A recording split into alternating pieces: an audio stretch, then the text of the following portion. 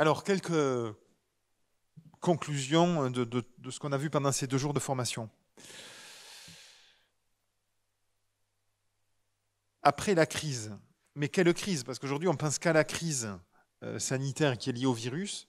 Mais évidemment, c'est le petit dessin que je vous montrais ce matin. Les crises entre elles sont liées. Évidemment, il y a la crise climatique, il y a la crise économique, il y a la crise qui est liée au déplacement des populations, il y a la crise migratoire. Bon, on a l'impression que le plus grave, c'est la crise économique. Bon, mais il y a plus grave encore. Il y a les crises aussi que traverse l'Église. Ça me paraissait important de ne pas sauter à pieds joints sur ça. On est concerné. Je crois que les évêques en parlent cette semaine à Lourdes pendant l'assemblée plénière. Hein. Voilà. Depuis 2012, déjà depuis plusieurs années, les évêques se disent voilà, c'est les crises des abus.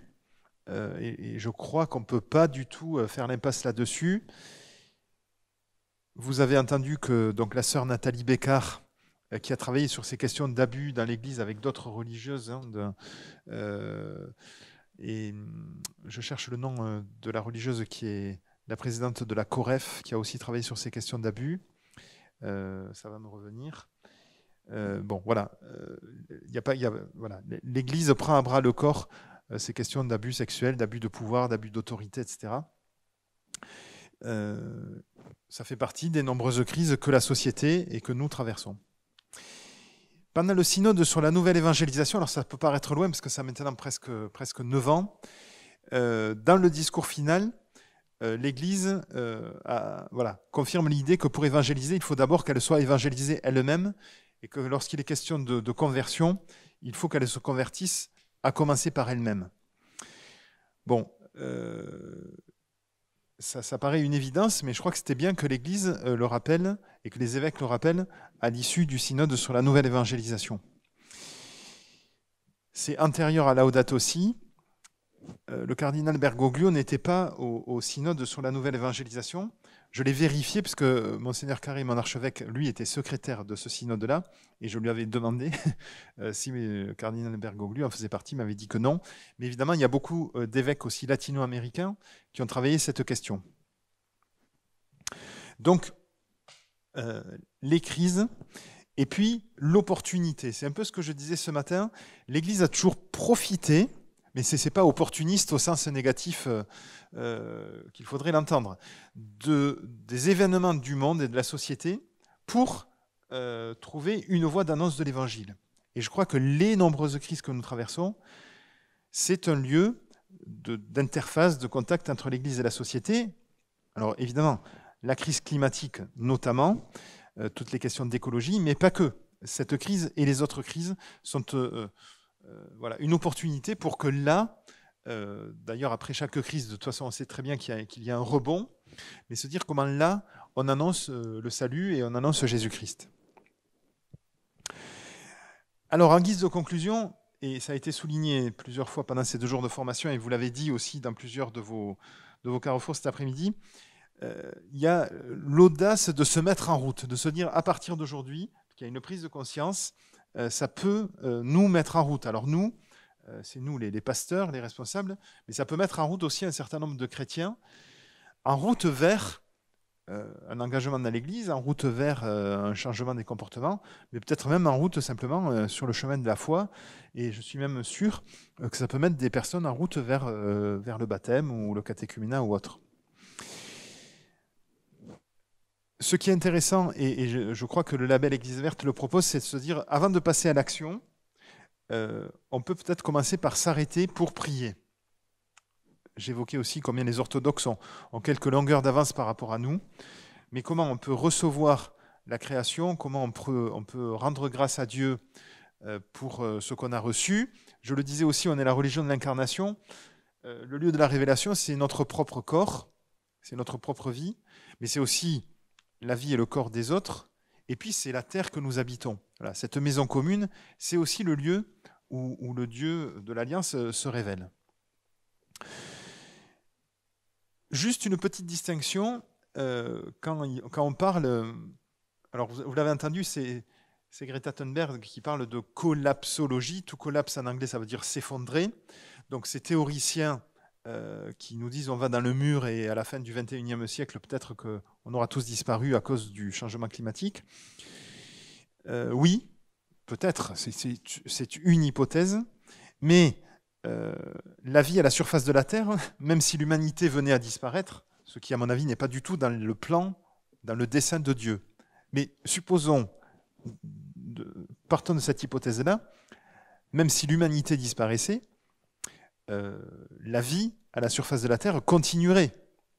Et vous avez entendu ce matin Yann Arthus Bertrand qui dit si on faisait une horloge de 24 heures, l'apparition de la vie humaine, c'est vraiment très tard, c'est à 23h59.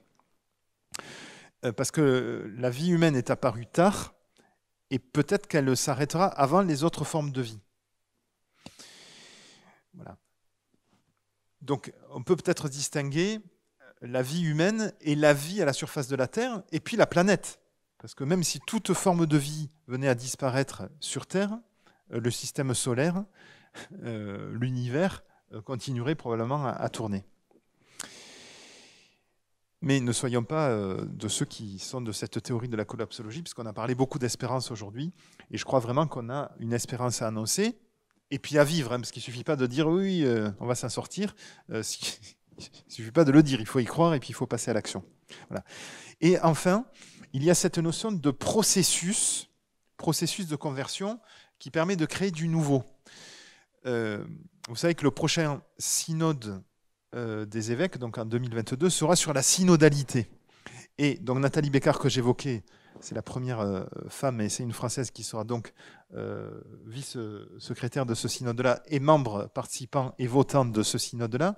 Elle dit, vous pouvez l'écouter à plusieurs reprises, elle le dit dans son dernier livre, mais elle le dit aussi dans une interview qu'elle a donnée à KTO très récemment, juste après sa nomination.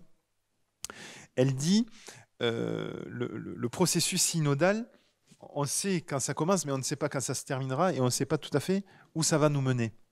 Mais c'est ça qui nous permet de nous déplacer. Et aujourd'hui, si le pape François et les évêques proposent ce synode sur la synodalité de l'Église, c'est pour mettre tout le monde autour d'une table et se dire où on va, comment on fonctionne. Mais ça, je crois que ça peut s'appliquer très concrètement pour nous dans un conseil pastoral de paroisse ou dans notre manière d'animer l'équipe des prêtres ou l'équipe d'animation pastorale. Voilà. Et la proposition du label Église verte, je crois, est un processus initiatique, synodal, en tout cas de conversion, et qui va nous permettre de créer du nouveau. Mais si on est au point de départ de ce processus-là, on ne sait pas quel sera le fruit de la démarche. L'essentiel étant de se mettre en route. En guise de conclusion, je l'ai évoqué ce matin, il y a cette notion donc, de cohérence et d'alignement. Dans la 5e partie de Laudato Si, qui s'appelle une communion universelle, François invite les lecteurs à être cohérents entre le message de l'Évangile, l'intérêt pour les plus faibles et les plus pauvres, et la manière d'agir des chrétiens. J'aime bien parler d'alignement.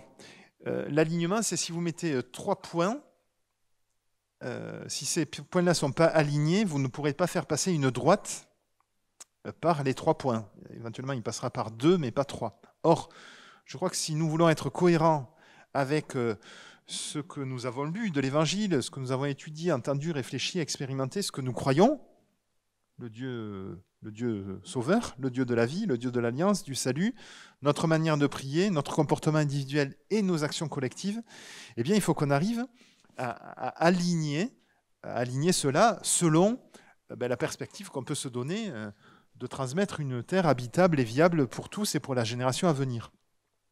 Ou pour parler comme Baden-Powell ce matin, pour rendre cette terre plus belle que lorsque nous y sommes nés. Ça n'est pas gagné. Ça n'est pas gagné, mais je crois que c'est possible. En guise de conclusion, il y a cette notion de moins et de plus. Avoir moins pour aimer plus. Est-ce que demain, on va accepter de vivre moins confortablement, de moins consommer, de moins posséder qu'aujourd'hui? Certains disent, est-ce qu'on va revenir à l'âge de la chandelle ou vivre comme des Amish? Vous voyez à qui à qui je veux faire allusion. Bon, non, on ne reviendra pas à moins de confort, à moins d'électricité, à moins de transport, etc. Quoique, on peut revenir à un peu moins, mais on ne reviendra pas en arrière. Ce matin, j'évoquais rapidement cette histoire du XXe siècle. Donc, les 30 Glorieuses ont permis aux Occidentaux de gagner en confort, en meilleure santé, en espérance de vie, en les incitant à toujours plus posséder, à plus consommer, à davantage jouir de la vie. La notion de chasteté, elle est là aussi, mais au détriment des autres populations et au détriment des autres formes de vie à la surface de la Terre. Une certaine théorie de la décroissance et une spiritualité de la sobriété heureuse se profile ici. D'une part, parce qu'on peut prendre une option donc, de décroissance que seule une petite partie de la population, peut-être des gens un peu bobos, urbains, peut-être cathos sur les bords, choisissent, mais ça, on ne peut pas l'imposer à toute la société. Et puis d'autre part, une spiritualité de la sobriété heureuse que nous, les chrétiens, et que tous les chrétiens, me semble-t-il, peuvent adopter en cohérence et en alignement avec ce qu'on vit déjà. Pourquoi on en est arrivé là? Parce qu'on a été sensibilisé par notre éducation, parce qu'on a une attrayance personnelle pour la nature, la vie, les animaux. Voilà, peut-être parce qu'on a fait du scoutisme, parce qu'on se dit, tiens, ce texte-là, quand il est sorti à Pentecôte 2015, j'avais l'impression qu'il était écrit pour moi. En tout cas, personnellement, c'est comme ça, quoi. J'ai jamais lu une encyclique en un week-end, moi, mais voilà, quand Laudato Si est sorti, je me suis dit, mais le pape François, il a écrit ça pour moi, quoi. Mais si tout le monde l'a reçu comme moi, je pense que ça peut motiver les personnes et se dire, ça, c'est un alignement avec, au plus profond de ce que j'ai, ma foi, mes convictions, mon espérance, ma manière d'être, de vivre, etc. Alors, tout est lié. Bon, évidemment, là, c'est un peu le refrain maintenant. Tout est lié. Bon, je crois qu'il ne faut pas oublier de remettre l'être humain au centre du dispositif, non pas au sommet, mais au cœur de la création, avec ce vocabulaire qu'on a évoqué, du jardinier, de l'intendant, du prendre soin. Et alors, l'un de vous l'a dit dans les carrefours, en rappelant à l'homme sa dignité, mais aussi sa très haute responsabilité. Vous l'avez dit dans une remontée de carrefour de cet après-midi. Cette prise de conscience nous dit, vous avez les manettes. Vous avez les manettes. Et comme tout est lié, vous avez les manettes pour faire en sorte que... Alors, le paquebot ne fait pas un demi-tour en quelques minutes, mais vous avez les manettes qui peuvent conduire l'humanité dans le mur. Ça, c'est la théorie de l'anthropocène. Je crois que je l'avais évoqué le mois dernier. Mais aussi, vous pouvez rattraper la barre, quoi. Vous pouvez barrer dans une autre direction et se dire que on va dans le mur, mais on peut quand même l'éviter. Mais aujourd'hui, il faut prendre des moyens. Et on peut l'éviter parce qu'on sait aussi que tout est lié. Mais si la foi, l'espérance et la charité, pour aller vite, ou notre ministère à nous de gouverner, d'enseigner, de sanctifier, nous permettent d'éviter le pire. Je crois que c'est possible. Et c'était le tétraèdre qu'on a évoqué ce matin, croire que l'homme est invité à aimer Dieu, son prochain, sa propre vie, et puis la terre et tous ses habitants. Quand on prononce le bénédicité à table, le pape François, il dit, il y a des chrétiens qui le font, et c'est un bon réflexe, le bénédicité, mais vraiment, on est encouragé à le faire tous les jours et à chaque repas. Moi, j'aime bien dire au Seigneur, nous te bénissons, nous te rendons grâce, etc. Nous te demandons de nous bénir, de bénir notre repas, notre terre et tous ses habitants. Parce que la bénédiction de Dieu, elle n'est pas que pour nous qui allons manger. Si Dieu veut du bien, elle veut du bien pour tous, y compris peut-être même pour ceux qui vivent difficilement à cause du climat, à cause de la famine, etc. Voilà. Mais oui, la bénédiction de Dieu, et ça je crois que ça nous rejoint spirituellement au plus profond, on peut demander la bénédiction de Dieu pour notre terre et tous ses habitants. Parce que tout est lié. Alors, l'Église a un ministère, voilà, un service. Là, j'ai mis une mission, mais j'aime bien dire que la mission, c'est la mission du Christ. Le Christ, il a une mission. Il est venu sur terre pour nous apporter le salut. Nous, à sa suite, on n'a pas une mission, on a un ministère, c'est-à-dire on a un service à rendre.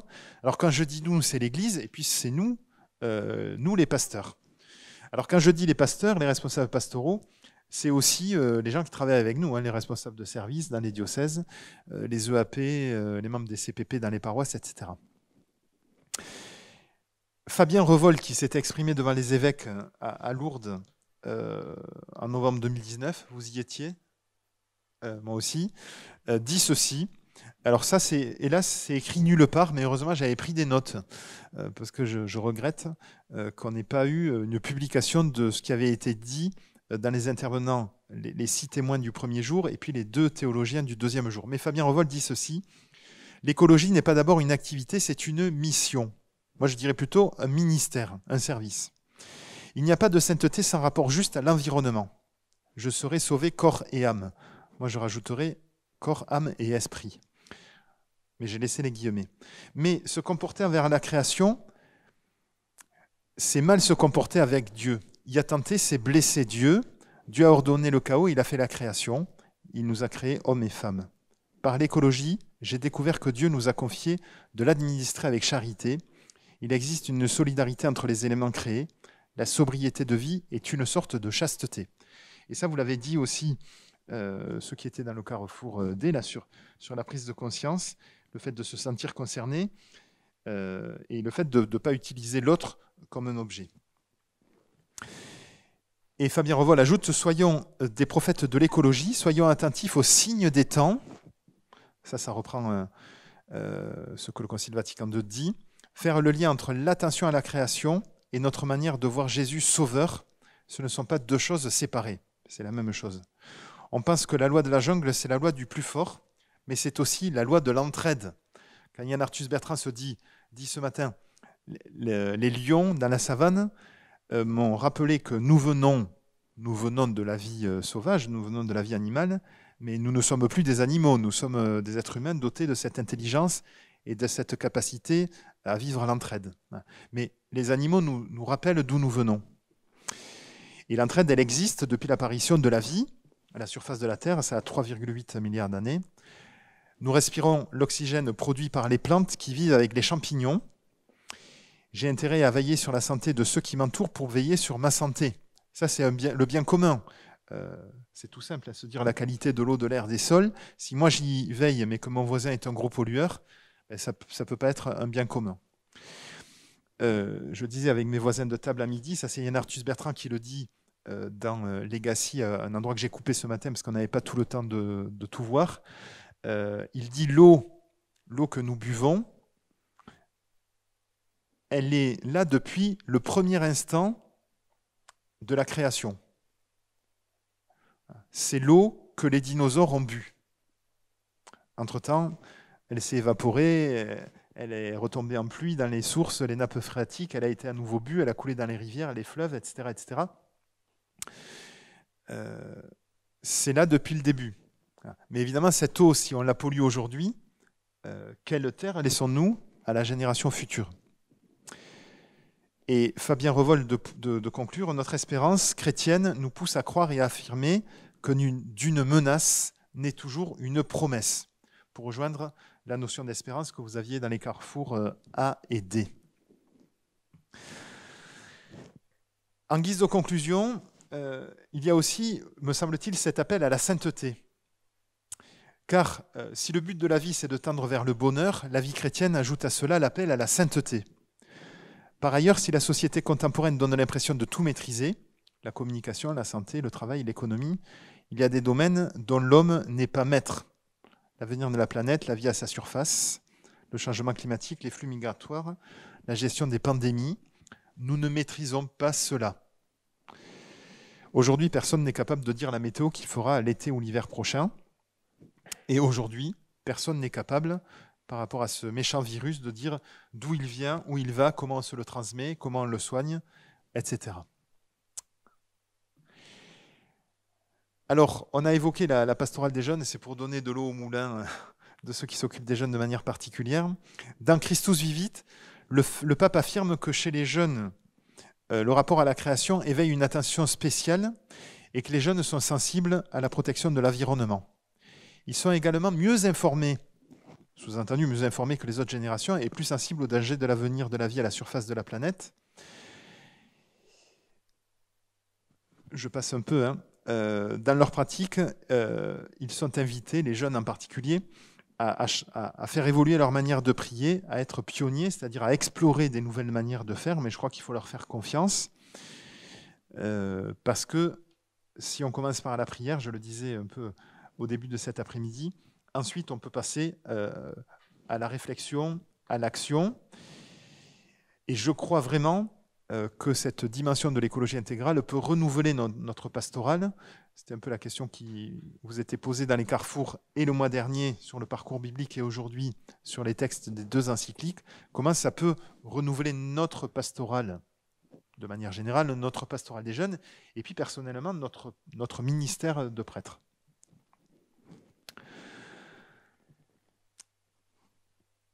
Nous avons chez les ados, chez les adultes aussi, pas mal de recommençants ou de catéchumènes. Je suis persuadé que la question de l'écologie intégrale rejoint ces personnes-là. Un peu les gens qui ont un regard nouveau sur la foi, le Christ, la vie en Église. Et quand il est question d'annonce et de transmission, si on avait la recette, ça se saurait. Aujourd'hui, ça fait aussi partie des crises que l'Église traverse. Eh bien, je crois qu'on a là une nouvelle manière de faire, d'être. Certains parmi vous, vous évoquiez Ninive, et puis ça fait partie des textes qu'on a entendus récemment dans la liturgie. Eh bien voilà, Ninive n'est pas détruite, mais elle est bouleversée. Voilà. Et à Ninive, le salut par Jonas est annoncé à des gens qui ne sont pas du peuple d'Israël. Et c'est une joie, un bouleversement, mais aussi une joie pour l'Église d'aujourd'hui. Alors, il est question de monde d'après.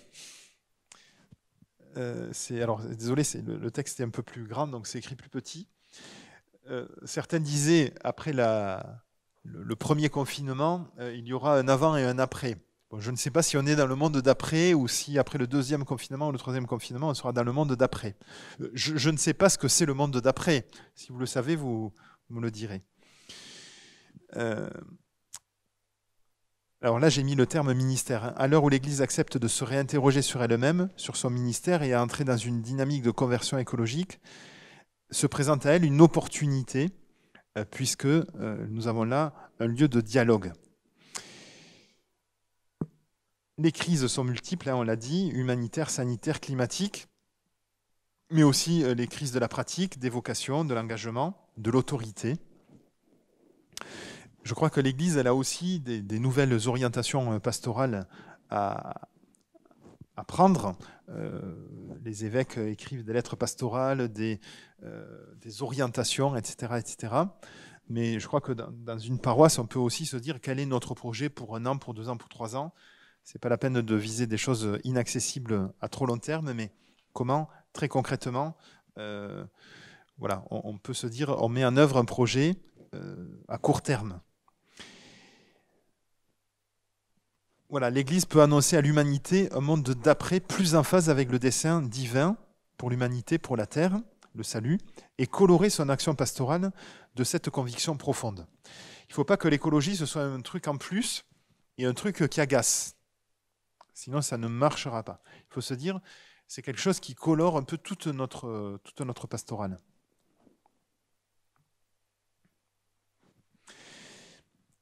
Alors, on l'évoquait avec le label Église verte, mais je crois qu'il faut deux dimensions dans la transition écologique, personnellement et puis aussi communautairement. Je disais combien Église verte permet au niveau communautaire de s'y mettre. Voilà. Mais c'est pour changer aussi soi personnellement, et puis pour changer nos cœurs, nos manières de prier, nos manières de faire, nos manières d'agir. Ça, c'est donc Francine Charrois et Luc Forestier. Luc Forestier, vous connaissez, donc, qui est spécialiste de l'ecclésiologie. Dans un bouquin donc, de 2016, Réception et synodalité, Laudato Si comme seuil dans l'enseignement social de l'Église. C'est un gros pavé, mais c'est intéressant aussi à travailler. Laudato Si invite au respect de la création et à l'observation de la nature. Mais il s'avère que la création se révèle être bien plus que la nature. Ne réduisons pas la création aux petits oiseaux. Chaque créature a une valeur et une signification, et tout ce qui existe porte en soi une empreinte, une trace qui renvoie au Père. La chèvre, voilà, elle est voulue par le Créateur. La création n'est pas un processus derrière nous, accompli une fois pour toutes, c'est au contraire un processus permanent et un combat que Dieu continue à mener en nous. Lorsqu'il est question de processus, la démarche synodale, la communauté accepte de se mettre en mouvement sans trop savoir où le processus la conduira, mais en acceptant de se laisser déplacer par l'itinéraire dans lequel elle s'engage, par lequel elle va passer, par l'itinéraire dans lequel, elle va passer, et en mettant sa foi dans le Christ Sauveur tout au long de l'itinéraire. Donc c'est la démarche que les évêques de France ont entreprise depuis 2019. Il semble absolument nécessaire que les chrétiens engagés dans ce processus puissent passer d'une intuition, d'un sentiment positif, une attirance naturelle, à une conviction tangible et à un engagement communautaire fort. Alors la balle est dans le camp des responsables pastoraux. Parce que, alors je suis ravi que vous soyez une petite vingtaine de prêtres de votre diocèse à avoir pris le temps pour ces 2 jours de formation, mais j'ai aussi compris que c'était important pour vous de vivre non seulement 2 journées de formation, mais aussi de vivre des journées de fraternité, de retrouvailles, et c'est très bien. Je crois que nous pouvons être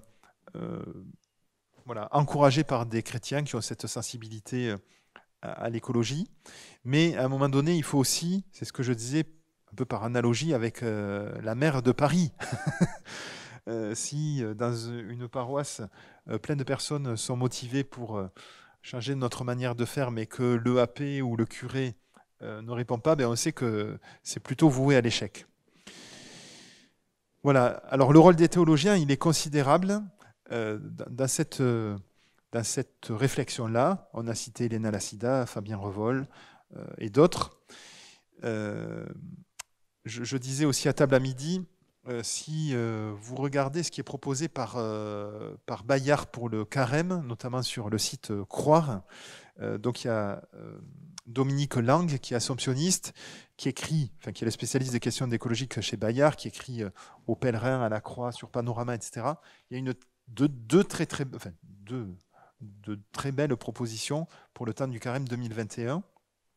Et ça, c'est un lien avec le site égliseverte.org, qui avant ne proposait que l'éco-diagnostic et qui maintenant propose des pistes pastorales.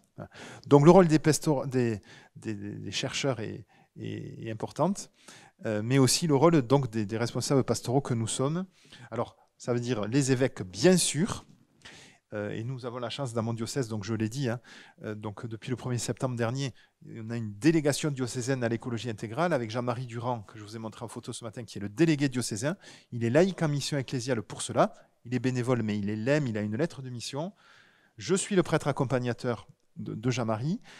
Et en plus de nous deux, il y a 12 personnes, donc on est 14 au total, à avoir été envoyées en mission en septembre 2020 pour cette délégation diocésaine à l'écologie intégrale, pour réfléchir, pour être ressource, pour être lieu de formation, pour aider les communautés chrétiennes locales à réfléchir, mais aussi à passer à l'action.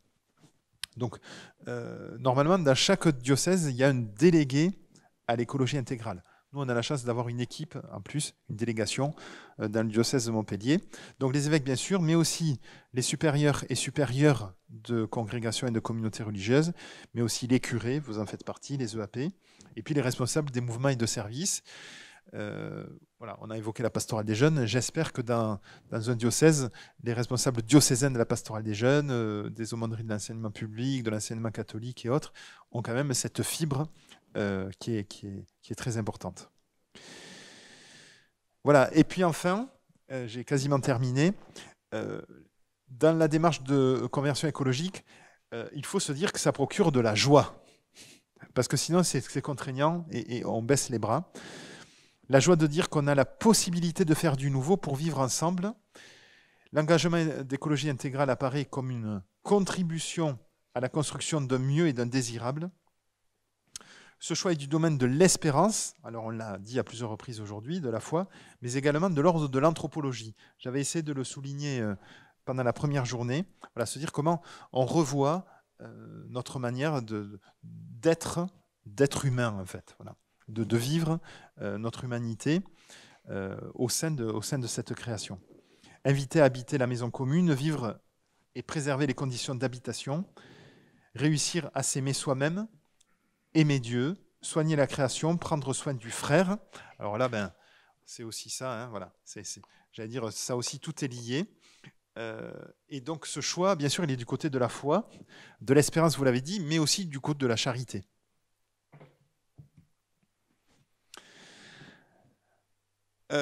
L'être humain est capable du pire comme du meilleur. Donc l'être humain est capable du pire, il est capable de clouer sur la croix le Fils de Dieu. Hein. Voilà. Mais il est aussi capable du meilleur. Je cite Coëlette, il y a un moment pour tout, un temps pour chaque chose sous le ciel, un temps pour donner, un temps pour mourir, vous le connaissez, un temps pour planter et un temps pour arracher, un temps pour tuer, un temps pour guérir, un temps pour détruire et un temps pour construire. Lorsque l'homme est capable du meilleur, il est apte à revenir à l'essentiel, à revenir à l'évangile, à la mission que Dieu lui donne de protéger, d'aimer, de transmettre son œuvre de création, de retrouver la gratitude de la réconciliation et de savourer la valeur de la gratuité.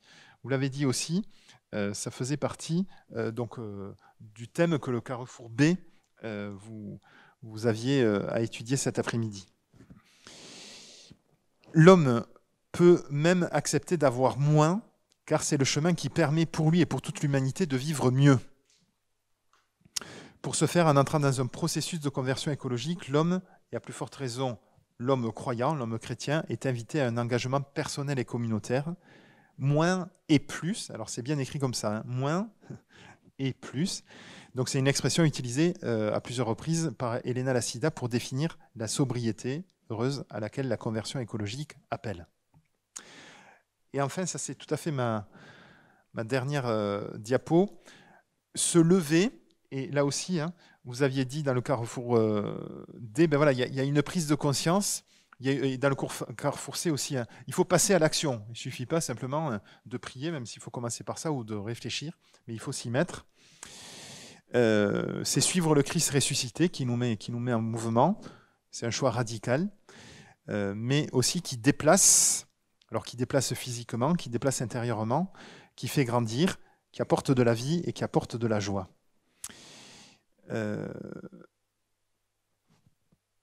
Se redire que le Christ offre son salut, que dans le plan de Dieu nous sommes sauvés, mais pas uniquement moi, nous sommes sauvés, et l'être humain ne peut pas être sauvé sans que l'ensemble de la création aspire aussi au salut. C'est ce que Apocalypse 21 dit. Voilà, la terre nouvelle et l'avenir meilleur sont donnés par l'amour de Dieu, par grâce, par gratuité. Ça aussi, ça faisait partie des sujets de cet après-midi. Et ainsi, chacun dans ce monde peut trouver sa place, sa juste place pour vivre mieux, pour mieux vivre et pour vivre ensemble. Parce que je crois que le défi de notre société, c'est d'arriver à vivre ensemble. Et je crois que quand je rencontre les maires des communes où je suis curé ou des élus, je crois que le rôle des élus, c'est de permettre à la société de vivre ensemble. Je n'ai pas encore parlé à des députés ou à des ministres, au président de la République, mais déjà le dire à des élus locaux, c'est intéressant. Et nous, en tant que responsables de l'Église catholique, à plus forte raison quand on est curé, je crois qu'on a aussi ce rôle de faire en sorte que nous vivions ensemble et qu'autant que possible, nous vivions bien ensemble. Et je crois que l'écologie intégrale, c'est un bel axe pour permettre cela. Voilà, merci pour votre attention. Il nous reste 10 minutes pour que vous puissiez prendre la parole, réagir, poser des questions.